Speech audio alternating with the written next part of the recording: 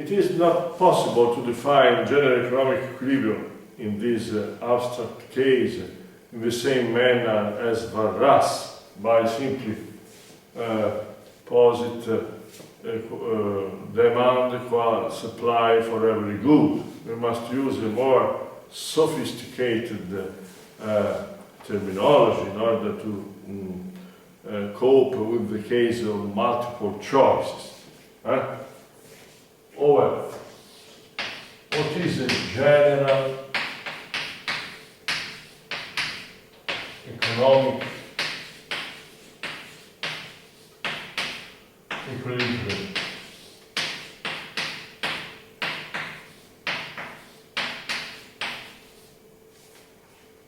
General economic equilibrium can be identified with a large, very, very large vector. As usual, in order to denote equilibrium prices and quantities, I shall use a star. The general economic equilibrium can be identified with this vector.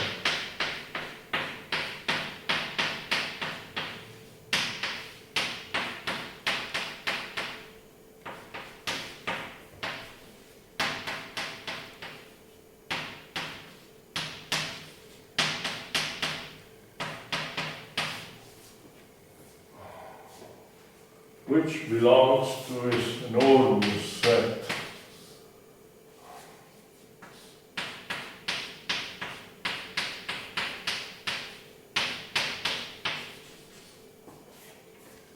a set with an enormous number of components, of dimensions. What is it in a general economic equilibrium? Is a large vector which must verify clearly some conditions, but let us examine more precisely this vector. This vector consists in a price system, in a vector which represents prices of different goods. H consumption bundles, one for each household, and F production processes, and for every firm, one for every firm. This large vector must verify the following conditions. The sum for H of X star H, say A, must be equal to the sum for H of omega H plus the sum for F of Y star F. Which is, it is the correspondent, the condition correspondent to the usual equality between demand and supply for every good. The second condition is the following. X star H must belong to dH of P star for every H which ranges from 1 to large H.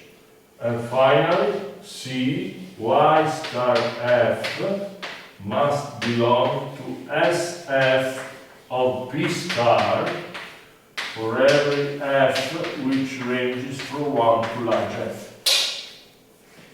These are the conditions which define a general economic equilibrium.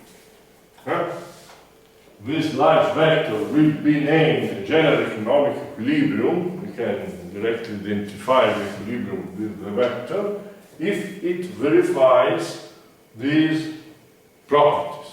What is the meaning? But the first, as I told you a moment ago, is nothing but equality between demand and supply. Note, on the left-hand side of this equality, we have the total consumption by our H households. On the right-hand side, we have the total initial endowment plus the quantities of goods which are produced by the firms, or minus the quantities of the goods which are employed by the firms as production factors.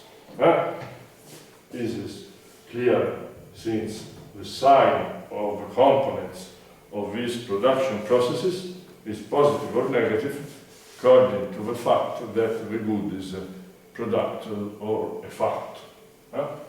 Substantially, this equality means that the total demand of every good by the consumer plus the possible demand of a good by the productive firms must be equal to the initial endowment plus the quantities produced by other firms, which increase the available quantity which was contained in the initial endowments. Is it clear? Equality between demand and supply. The condition B tells us simply that for every consumer, X star H must be a demanded bundle. A bundle which maximizes preferences or utility in the budget constraint.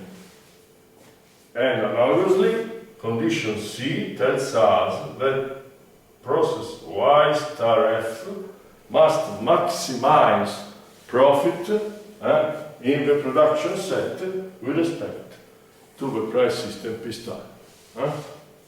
These are obvious, these conditions B and C. Clearly, these vectors are not take a chance in the consumption production set. They must be optimal vectors. Is it clear? So it's the most general definition of general economic equilibrium. It's a very complex one. Remember that for some price system, the individual choices are not necessarily unique. So it is necessary to specify what element in the H of P star we are choosing in order to have equilibrium. Because, for example, if in this set I choose another element, it's not absolutely sure that this other element verifies this equality. Generally speaking, it not verifies, it does not verify this equality. So it is not only important to state what is the equilibrium price system, but also what are the precise choices of every subject in these sets, which can contain many elements. Definition is very difficult, but we can rephrase it in a much more simple manner by means of our excess demand correspondence. All this definition can be rephrased in this way.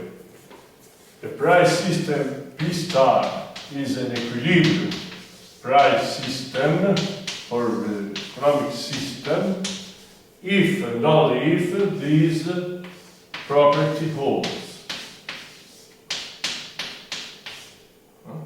Among the vector of excess of demands relative to this price system P star, there is the null vector. But a null excess of demand vector means simply that for every good, demand is equal to supply after an appropriate choice of these vectors in the corresponding sets. So you can rephrase the definition of equilibrium in this way. It's much more simple than this, but it's absolutely equivalent. In effect, we shall use this alternative definition instead of this in our proofs of existence of equilibrium. Is it clear? Well, let us stop for a moment.